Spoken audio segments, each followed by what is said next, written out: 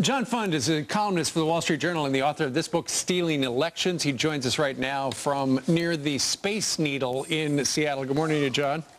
Morning. As I look at the Associated Press, I see out of Columbus, Ohio, here's the story. Democrat Barack Obama's presidential campaign blitzed bars, and advocates for the homeless have lined up vans to ferry potential voters from shelters. Because from now until the 6th day of October is this window where they have this one-stop registration and voting, right?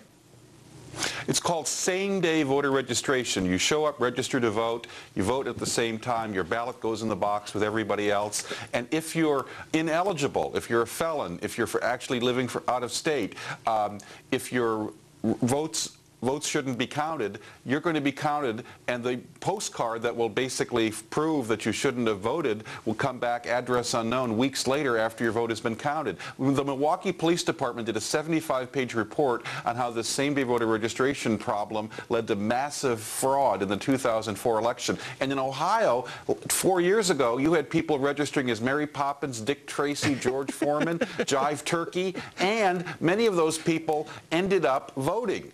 Yeah. And this only compounds the problem. Yeah, and especially in as important of a state as Ohio, not that any state is not important, but especially Ohio this year. John, let me ask you this. How does somebody register as Mary Poppins with a driver's license? Don't you have to show a driver's license when you register to vote? No. You don't? In most states, you don't. In most states? Okay, so that you don't have to show over half the states, no identification. So no identification at all? In over half the states. Well, no wonder people can be Dick Tracy then and Mary Poppins. Yeah, no kidding.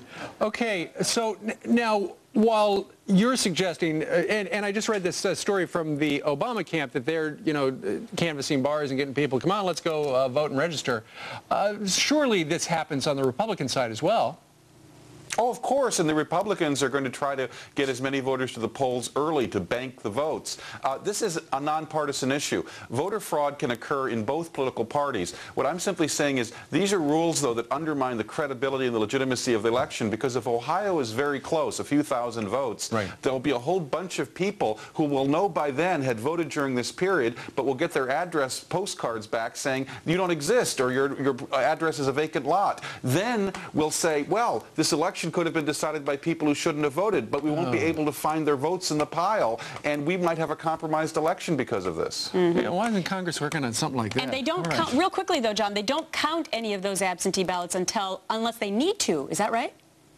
Oh, no. All of those will eventually be counted. Okay. It's a myth that they're somehow set aside if the election isn't close. But the problem is you can't go back and find out which votes are invalid and which votes aren't. Right. Because by then they'll have been counted. There's no trail. I learned a lot from this guy. No kidding. The book is great. It's called Stealing Elections. It certainly is topical. John Fund, we thank you very much for joining us right now from Seattle.